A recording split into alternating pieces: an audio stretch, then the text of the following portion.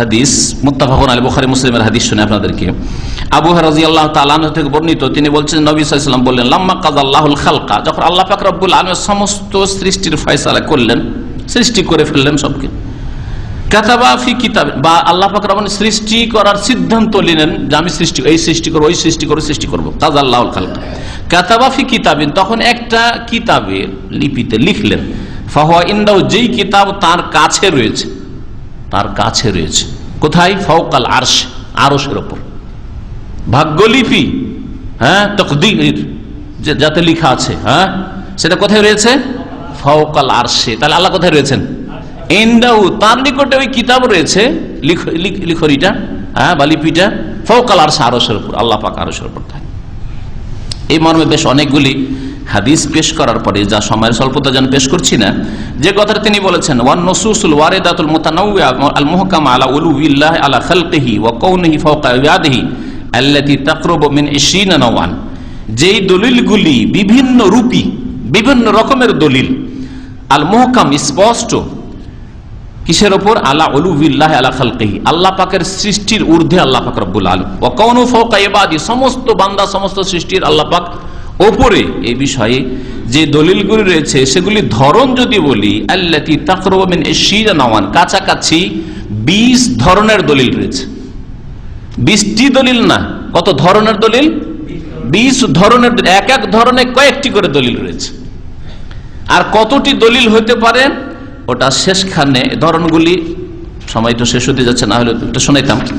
তিনি বলছেন যে ওয়াহাজিল আনওয়া মিনাল আদিল্লা, এই ধরনগুলি যে রয়েছে দলিলের, এই দলিলগুলি লাউ বসিতাত আফরাদুহা, এক একটি করে দলিল যদি বিস্তারিত বর্ণনা করা হয়, লা বালাগাত নাহওয়া আলফে দলিলিন, কতটি দলিলে পৌঁছিবে?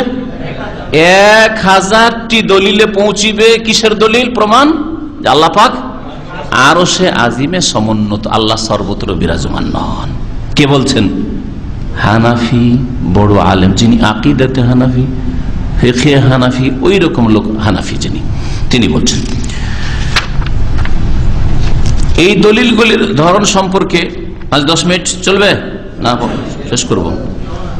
বলছে যে এক ধরনের দলিল যেমন আছে আত-তাসরিহ বিল ফাওকিয়া মাকরুনান বিআদাহ, আল্লাহ পাক যে ওপরে, যেটা আল্লাহ পাক কোরআনে কারীমে বিভিন্ন জায়গায় হারফে জার দিয়ে বর্ণনা করেছেন, যেমন ইয়াখাফুনা রাব্বা মিন ফাওকিহিম, এই ধরনের দলিল সূরা নাহলে যেমন আয়াত নম্বর 50।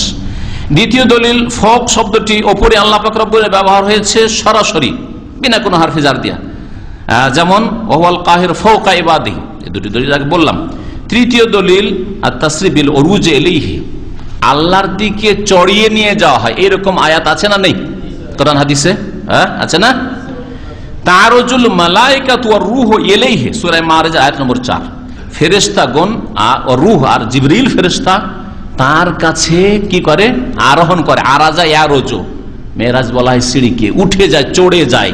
চড়া নিচের দিকে হয়, সর্বত্র হয় না উপরে হয়? হইল দলিল যে আল্লাহ উপরে আছেন। হাদিসে আছে সুম্মা ইয়ারজুল্লাযিনা বাতু ফিকুম, শিফট চেঞ্জ হয় ফেরেশতাদের, যারা দিনে ডিউটি করে আসরে চেঞ্জ হয়, আবার ফজর শেষ, ফজরের সারা রাত ধরে যারা থাকে যেসব ফেরেশতারা, তারা ফজরে চেঞ্জ হয়ে যায়, তারা চড়ে যায়, আরো ওপরে চড়ে আল্লাহর কাছে আরোহণ করে।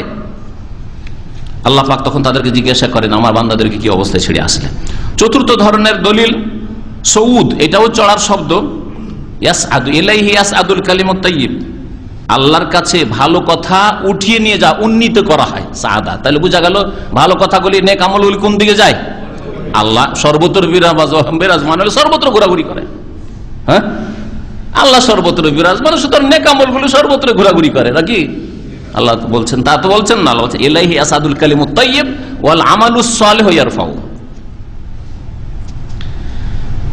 পঞ্চম রকমের দলিল, আল্লাহ পাক রব্বুল আলামিন যেমন কিছু কিছু মাখলুক আল্লাহর সৃষ্টিকে উঠিয়েছেন তার দিকে, যেমন বলেন ঈসা আলাইহিস সালাম সম্পর্কে আল্লাহ কি বলছেন? বাল রাফাহুল্লাহু ইলাইহি, বরং আল্লাহ পাক তার দিকে উঠিয়ে নিয়েছেন। যদি আল্লাহ পাক সর্বত্র বিরাজমান, আমি আমার কাছে ডেকে নিয়েছি, রাফা উঠিয়ে নেওয়ার শব্দ ব্যবহার করতেন না।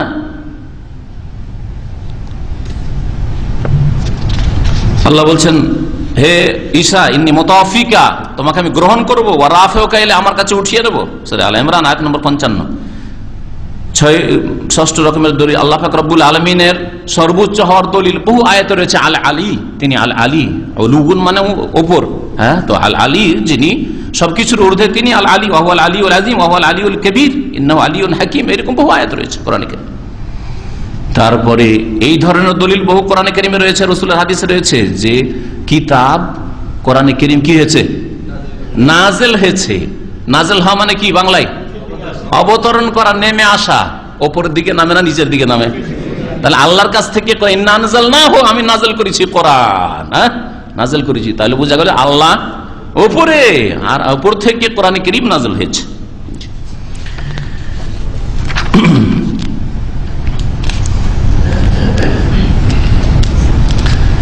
এইভাবে তিনি এই কথাও স্পষ্ট করেছেন যে আল্লাহ পাক আকাশে রয়েছেন।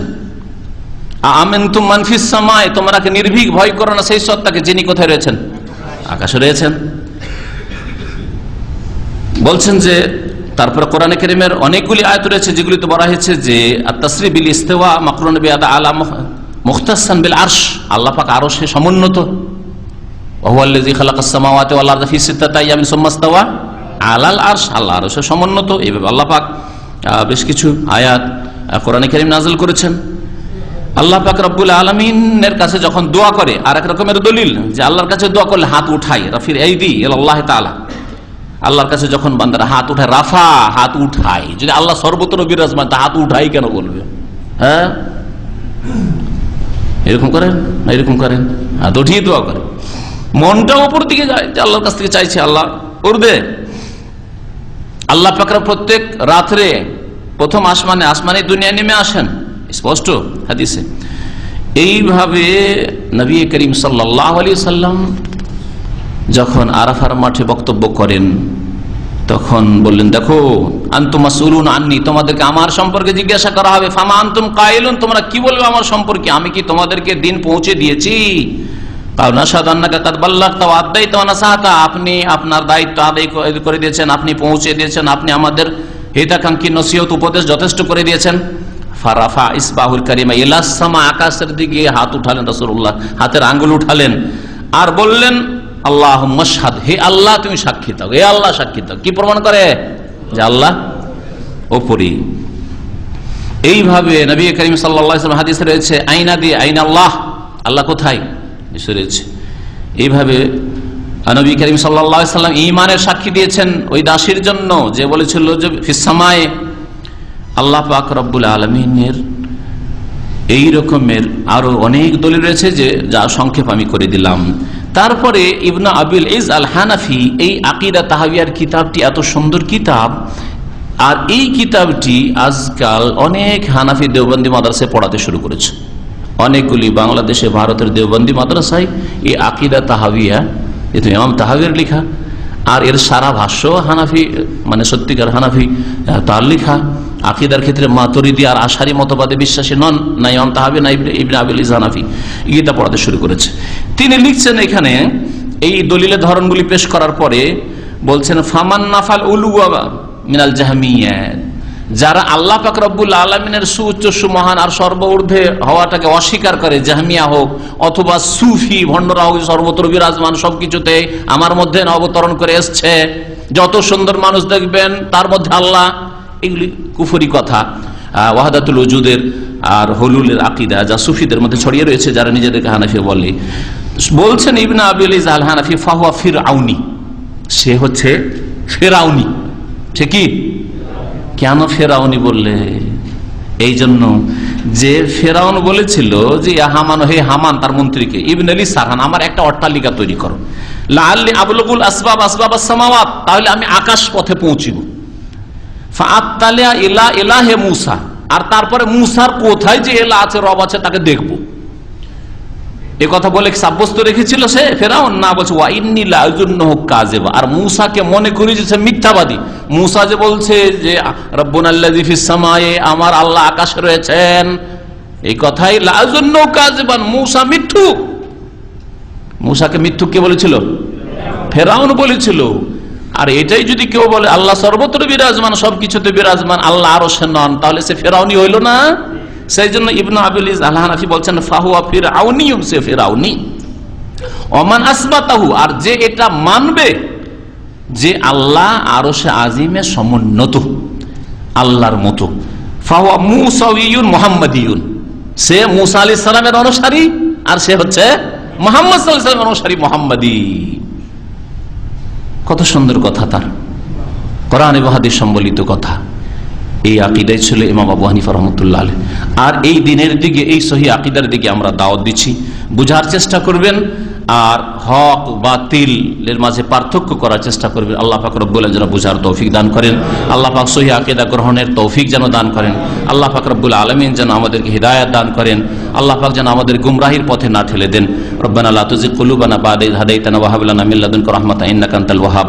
ওয়া সাল্লাল্লাহু আলা নাবিয়িনা মুহাম্মদ ওয়া আলা আলিহি ওয়া সাহবিহি আজমাইন।